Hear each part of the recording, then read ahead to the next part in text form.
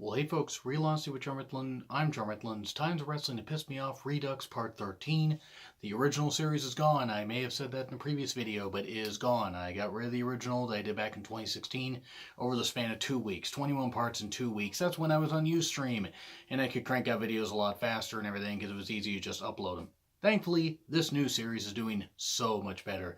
I really want to just take a moment to thank all you guys for making this Redux so much more popular. It could end up being as many parts as that original series, and this could be ongoing. I'm also going to be taking a break starting in June, ramp up for Money in the Bank and stuff like that, and also spread these shows out here and there. So I'm going to do this part 14, maybe part 15, and then I'm going to take a break until probably sometime in August or September even. When we get to lull months, I'll be probably cranking out some more of these shows. But don't be surprised if by, say, sometime in October, I'm done with these for the foreseeable future until I can find stuff that really irritates me. Because by that point, I'll be probably just doing rant videos and stuff like that. But if I can, I'm including the topics in the descriptions of all these videos, of all the Redux. So if you guys can find anything, once I'm done with this entire series, if you guys can find anything that bothered you, let me know. And if it bothered me, I will do another video on, and I will even credit you for the for the topic suggestion. Let's get on with it though. L.O.D 2000 / Hawk suicide angle in 1998, because in the mid to late 90s, everything, I mean not including 99, but everything was 2000. Everything had to be hip and everything and futuristic and whatever. Not Techno Team 2000, sorry, 2000, easy for me to say. Techno Team 2000, by the way, was crap. And I'm sorry, Eric Watts, I'm sure is a nice guy, didn't really work out in the wrestling business.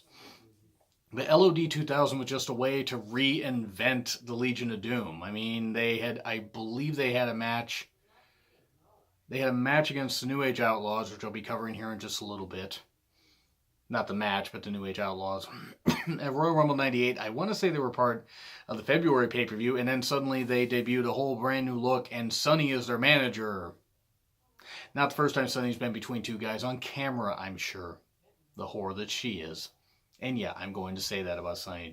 I respect her more than Sable-ish, because Sunny could at least cut a promo. But good God, Sunny was trash. And still is, quite frankly, because she keeps getting in trouble. Because she won't actually stop, being stupid. That's all I'm going to say about Sunny, though. She didn't really help L.O.D 2000. I mean, they had the weird, airbrushed helmets that looked really cool.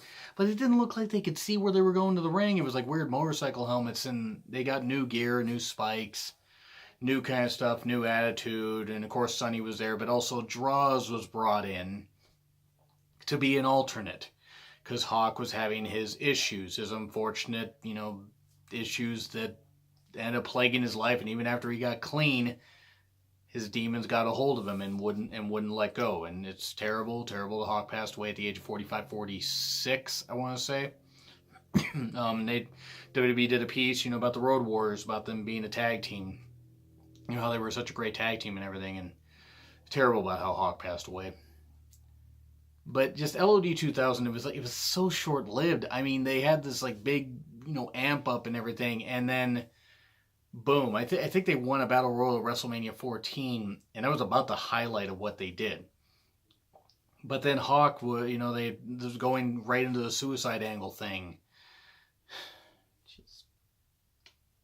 One, suicide is no joke. I mean, I'm going to say that right there. I mean, I have had suicidal thoughts before. I know Hawk signed off on this and wanted to prove that he had changed, and to say it to Vince, he was all about business and this kind of stuff, and he was willing to do it. So I'm not going to fault Hawk. I'm not going to fault Animal. I'm not going to fault anybody that's involved in this. As far as the participants, I'm going to fault Vince for wanting to do it. I'm going to fault Russo for wanting to do it, and Vince McMahon, because I'm going to call, Vince, I'm going to call McMahon Vince, because he actually deserves the name. Russo's just going to be Russo from now on. The pile of shit that he is. And by the way, you will enjoy a rapid fire that I did recently, where I talk at length about Russo. In fact, pretty much half the video, the first half of the video, is about Russo being an idiot.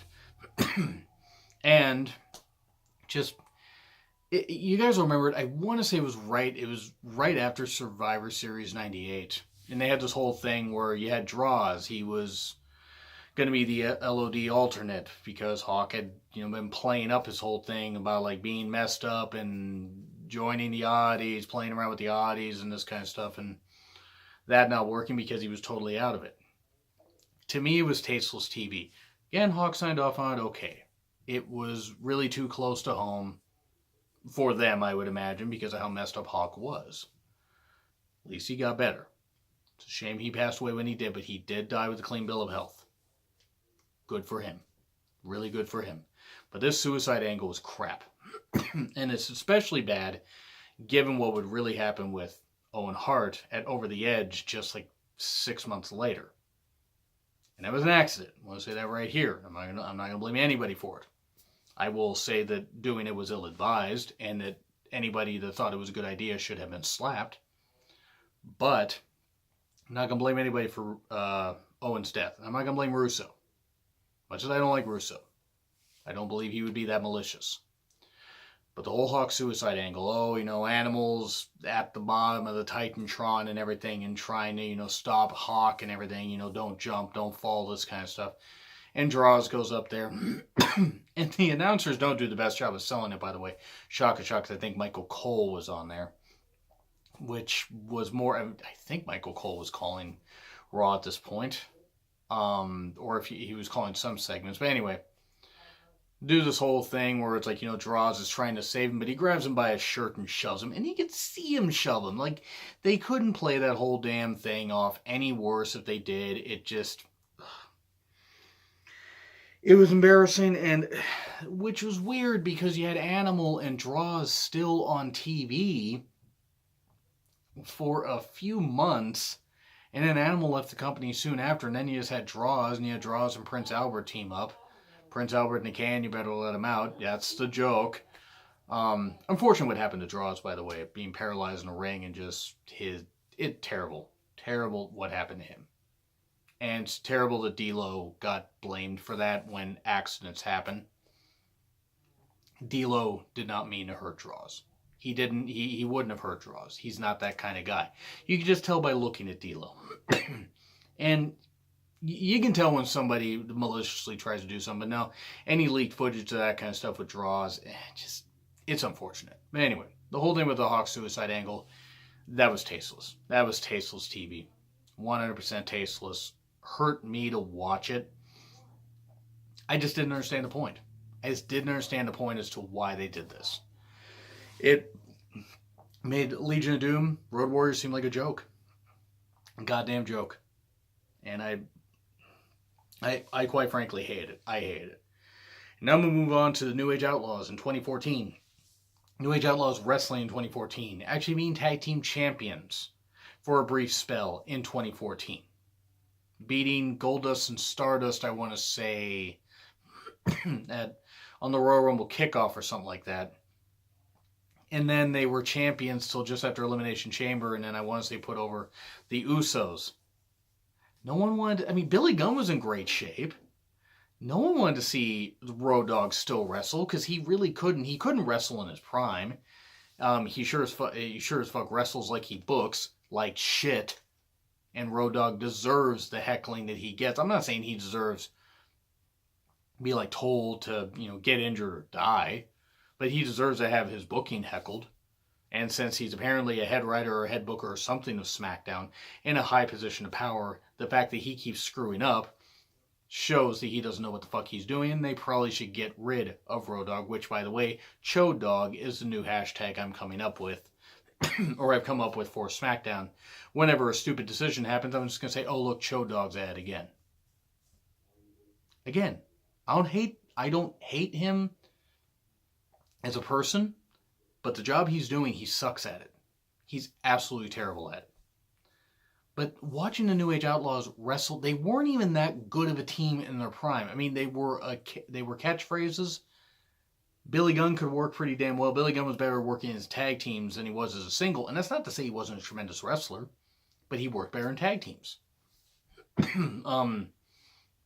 Just watching the fact that the New Age Outlaws, Old Age Outlaws, Middle Age Outlaws, Midlife Crisis Outlaws, were wrestling in 2014 just highlighted how messy 2013, 2014, 2015 WWE TV was. Even though there were some good high points, watching old guys like this wrestle was just ridiculous. Now, don't get me wrong; they're still doing this even into this year. They're still having guys wrestle who really shouldn't be wrestling. Part-timers are taking up spots from full-time guys, and then they wonder why they can't make any stars.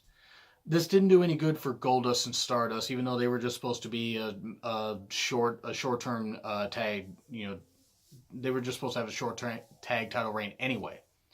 But just, this is the team you picked to beat them.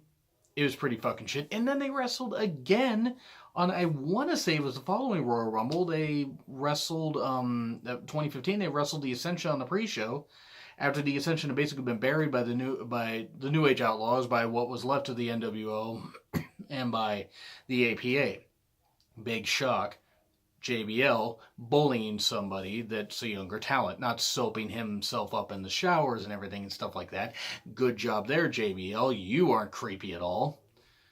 But yeah, the New Age Outlaws wrestling in 2014 was abysmal. It really bothered me because it did nothing for the tag titles. Oh, congratulations, they were tag team champions. Okay, great, good, okay, whatever. I wonder if that, title reign, I wonder if that win and then the subsequent loss of the titles matter to Road Dogg, because wins and losses don't matter to the dumb fuck, apparently. Now we move on to the Brawl for All. Vince Russo should have been put into this shoot fight, so maybe, maybe some of the people that he tried to create could have beaten the shit out of him in a worked environment, of course, but trying to do worked shoot fights didn't actually turn out well, because it turned into shoots, and the guy they wanted to make the star, Dr. Death Steve Williams, he tore his hamstring, or he tore something in his leg. Maybe he tore a ligament in his leg, but maybe it was a hamstring. But he tore something where he basically couldn't get out of the way of Bart Gunn, who knows that Bart Gunn actually had legit, tough man experience, and actually did pretty well. I wasn't against Bart Gunn being the guy to win it. Then they did nothing with it. I mean, think about it. They were supposed to make a star in Dr. Death Steve Williams, even though the guy was already a fucking star as it is. That injury didn't help, and then you would have had Steve Austin versus Steve Williams, so you would have had Steve Williams versus Steve Williams. That would have been kind of cool. I would have actually liked to have seen that.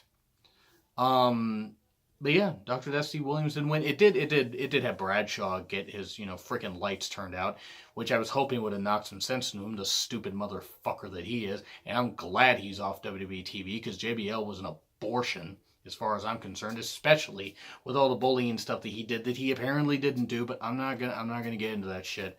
Look at the old rapid fires I did, and I put topic stuff in the description, or in actually the title, talking about JBL bullying and stuff like that.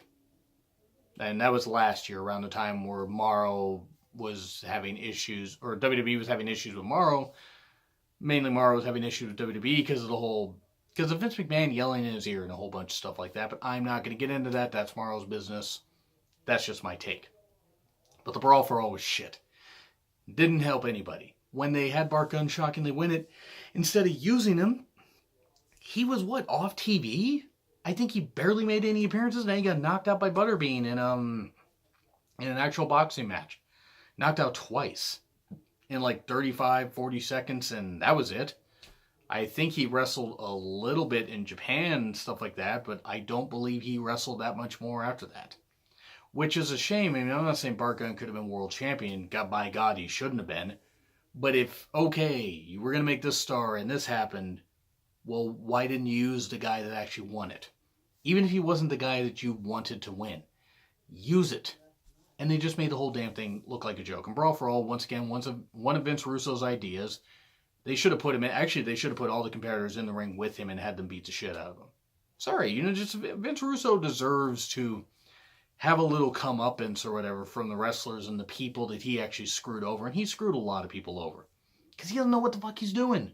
When Vince, McMahon, the guy that deserves the name Vince instead of Russo, actually has to take your ideas and make them tolerable, well, that just further proves that Russo doesn't know what the fuck he's doing. And now we move on to WCW's usage of Bret Hart. Talked about this before. It's terrible that WCW used Bret Hart the way they did. Now again, Bret may have come in with a chip on his shoulder, may have come in with a lack of fire because of how his exit in WWE went. I don't know. I mean, I'll take Bret at his word that he went in there all gung ho, but he also couldn't compete at Starrcade due to a no compete clause. Like, he could be on TV and he could do some bumps and stuff like that, like punch people out in a match, but he couldn't actually get in a match until, like, on TV, until I think it was Sold Out 98, so it was about a month after he appeared. About a month after he appeared on Nitro, or at least close to it. And they had him in such an undefined role, they should have had him on that show the next night. Put him on Nitro, have him, hey, Bret, I know you broke your knuckle when you punched Vince. Come in with a cast and say, this is the price I paid for what I did for punching out Vince McMahon, but it was all worth it. Do something like that. No, Nitro didn't do that. Bischoff's reasoning, I'm not going to dispute with Eric Bischoff. He has his own reasons, and Ted Turner wanted Thunder to happen. Bret needed to be the anchor for that show. You still should have put him on Nitro for a little bit. I'm just saying, I get the mindset of wanting to have a guy for Thunder, but if you have the fact that, oh, this guy's on Nitro, now he's going to go to Thunder, suddenly people are going to go to Thunder and be like, okay, now we're going to watch this stuff. This is going to be good. But yeah, they just use him badly. They use him badly at Starrcade 97, Starrcade 98. Fuck, what the hell did he even do? Fuck. I'm trying to remember. I know he was a heel. I don't even remember what he did at Starrcade 98. 99, he wrestled Goldberg, and that's when he suffered that injury. The best thing that he did was the steel plate thing with Goldberg. And that was pretty ridiculous, but it was what it was. It was just embarrassing. It was just absolutely embarrassing. So anyway, that's where I got. I just don't know what else to say about Bret Hart's usage in WCW. It was just really embarrassing and pissed me the hell off. So anyway, that's where I'm gonna leave that off. Bit of a short show. But do you agree? Do you disagree with what I said? What are some topics you want me to talk about? Let me know in the comments, and if they piss me off, I'll make sure to use them and to plug the fact that you suggested them. Anyway, so like, share, subscribe also. It's been Real Honesty with Jar Mifflin. I'm Jar Mifflin. I will see you soon.